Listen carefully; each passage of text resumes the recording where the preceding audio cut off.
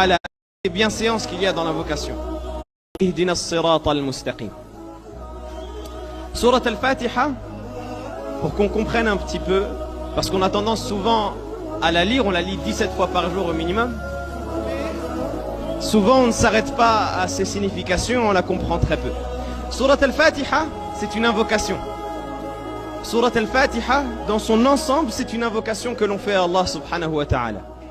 Et on commence cette invocation en faisant les louanges à Allah subhanahu wa ta'ala, et ça fait partie des bienséances qu'il y a dans l'invocation.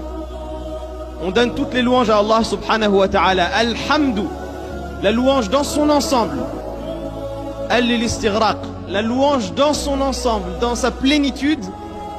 Lillah, appartient à Allah subhanahu wa ta'ala. Rabbil alamin, le Seigneur des univers, celui qui élève les univers, celui qui pourvoit la subsistance aux univers, celui qui fait miséricorde à ces univers-là.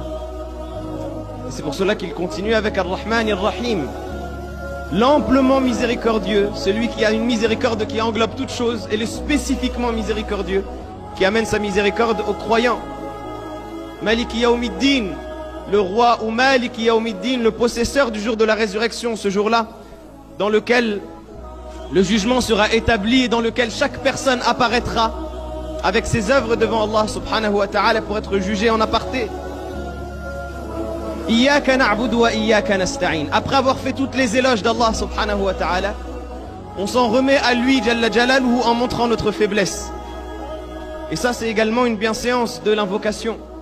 Et c'est même le cœur même de l'adoration. L'adoration, elle est basée sur deux piliers. Elle est basée sur l'amour d'Allah subhanahu wa ta'ala et sa glorification absolue.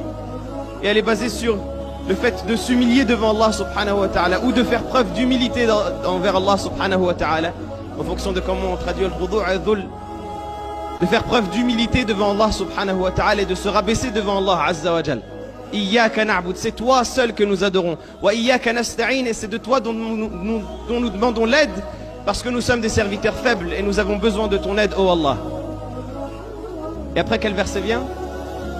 Ihdina as-sirata al-mustaqim. Comme si dans Surat al-Fatiha, Allah subhanahu wa ta'ala nous mettait implicitement sur la voie. Allah azza wa jal, il nous ordonne de l'invoquer en lui demandant quotidiennement, constamment, de nous guider sur la voie vers lui, de nous guider sur le chemin qui mène à lui, as-sirat al-mustaqim. Non seulement de nous guider en nous l'indiquant, mais de nous guider également en nous raffermissant sur ce chemin. Ihdina ila as-sirat al-mustaqim, ihdina ala as-sirat al-mustaqim. La particule, elle n'a pas été mentionnée pour que ça englobe toutes les significations. Guide